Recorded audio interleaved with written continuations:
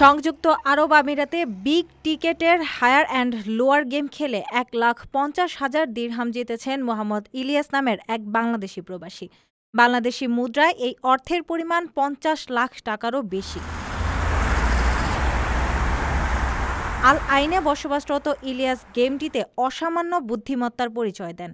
গেমের শুরুতে তিনি ৮ নম্বর কার্ড পান এবং পরবর্তী কার্ডগুলোর নম্বর আগেরটির চেয়ে কম হবে না বেশি তা সঠিকভাবে অনুমান করতে থাকেন। প্রথমে 90,000 দিরহাম এবং পরবর্তীতে টানা সঠিক উত্তর দিয়ে তিনি সর্বোচ্চ 1,50,000 দিরহামের পুরস্কার জিতে নেন। এই প্রতিযোগিতার নিয়ম অনুযায়ী ৮টি লুকানো কার্ড থাকে। প্রতিযোগীকে একটি কার্ড দেখিয়ে পরের কার্ডটির নম্বর ছোট নাকি বড় হবে তা জানতে চাওয়া হয়। ভুল উত্তর দিলে গেম সেখানেই শেষ হয়ে যায়। এই পর্বে অংশ নেওয়া 4 জন প্রতিযোগীর প্রত্যেকেই নিশ্চিত পুরস্কার হিসেবে 50,000 দিরহাম করে পেয়েছেন। প্রিয় প্রবাসী, আমরা যারা প্রবাসে কাজ করি, পরিশ্রম করি, আমরা সবাই চাই দেশে একটা ঠিকানা হোক, কিন্তু ভয় পাই প্রতারণা হবে কিনা, নিরাপদ কিনা, টাকাটা হারাবে না তো।